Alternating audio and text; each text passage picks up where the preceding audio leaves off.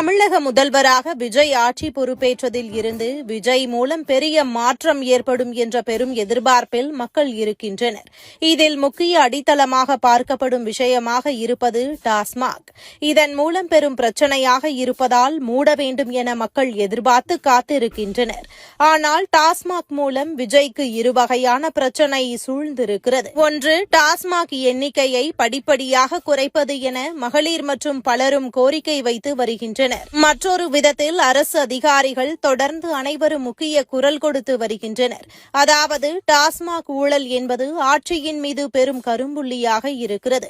பாட்டிலுக்கு 10 ரூபாய் முதல் 30 ரூபாய் வரை கூடுதலாக வாங்குவது என கடந்த 2 திராவிட ஆட்சியிலும் நீடித்ததால் பணமழை பொழிந்தது மட்டுமல்லாமல் ஊழலிலும் முக்கியத்துவம் பெற்றது. டாஸ்மாகில் தற்போது 2 வகையான ஊழல் நடைபெறுகிறது. ஒன்று, பாட்டிலுக்கு கூடுதலாக பெறப்படும் ஊழல். இதில் அந்த கடையில் பணிபுரியும் தற்காலிக பணியாளர்கள் தொடங்கி அரசு அதிகாரிகள் என அனைவருக்கும் பங்கு செல்கிறது.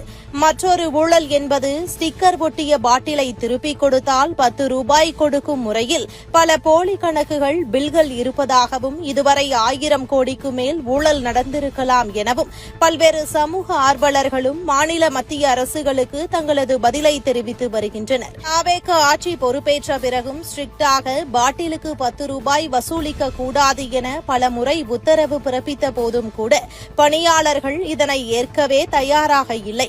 அதிகாரிகள் முதற்கொண்டு பலரும் இதனை பார்த்துக் கொள்ளலாம் என்ற மனநிலையில்தான் இருக்கின்றனர். இந்த நிலையில்தான் விஜய் சமீபத்தில் IPS அதிகாரிகளை சந்தித்த போது முக்கியமான IPS அதிகாரி ஒருவர் முதல்வர் விஜய்க்கு சிறப்பான பரிந்துரை செய்திருக்கிறாரா?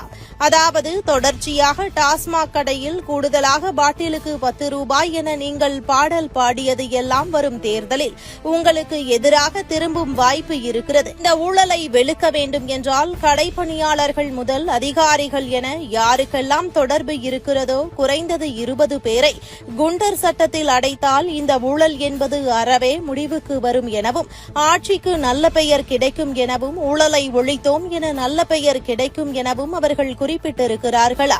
முழுமையாக அமைச்சர்கள் பொறுப்பேற்ற பிறகு துறை ரீதியாக முதல்வர் ஆய்வு மேற்கொண்டு அதன் பிறகு ஊழல் நடந்தால் குண்டர் சட்டம் உடனடியாக பாயும் என்ற தகவல்களும் கிடைக்கிறது.